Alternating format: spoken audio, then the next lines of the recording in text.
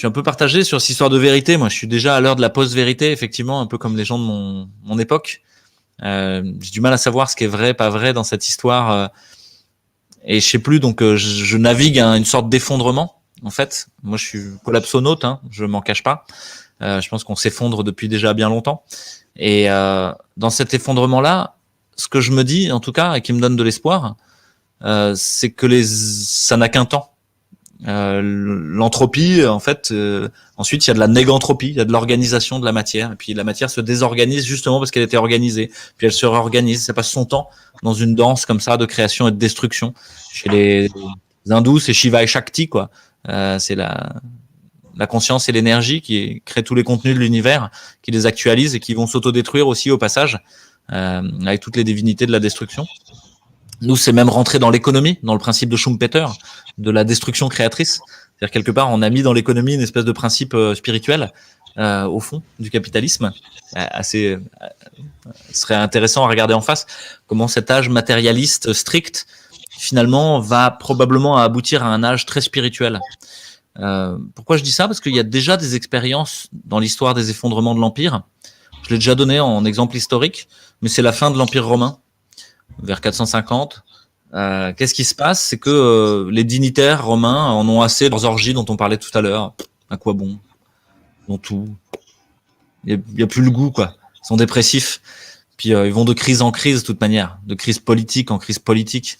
Et quelques-uns s'en vont, et notamment Honorat d'Arles, qui va fonder les monastères de Lérins, dans le sud de la France.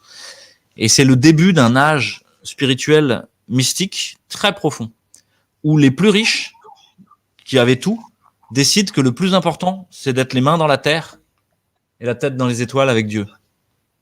Et ils forgent un mouvement de décroissance volontaire, matérielle, pas spirituelle, et pas relationnelle, très très profond. C'est intenable. C'est-à-dire que ces gens-là, ils vont changer la règle 50 fois. La règle monastique va devenir franciscaine, bénédictine, je sais pas quoi, tout ce que vous voulez, quoi. La trappe. Mais c'est à la fois intenable, mais ça va irriguer tout le Moyen-Âge d'un idéal spirituel non matérialiste, qui pourtant donne lieu à des réalisations matérielles grandioses, comme les cathédrales, comme l'amour courtois au niveau, enfin c'est pas matériel, mais c'est relationnel, comme la transfiguration de la pulsion bestiale sexuelle de l'homme pour la femme, qui va violer sa compagne dans la caverne en la tirant par les cheveux, pour l'homme des cavernes, vous vous souvenez, le transmuter en faire un poème, faire un tournoi, rivaliser de galanterie, quoi. C'est quand même un beau moment, quoi, en termes de civilisation. Et en fait, voilà, ça arrive, quoi. Et tout le Moyen-Âge, ça va être ça. Ça va être un âge où il n'y a pas grand-chose à se mettre sous la dent, mais voilà, on vit ensemble. Donc moi, je pense qu'on est peut-être arrivé à ce moment-là et qu'effectivement, les mystiques se réveillent là. Alors, ils se réveillent dans plein de sens différents parce que c'est plus complètement unifié. Et ça, c'est la question pour moi.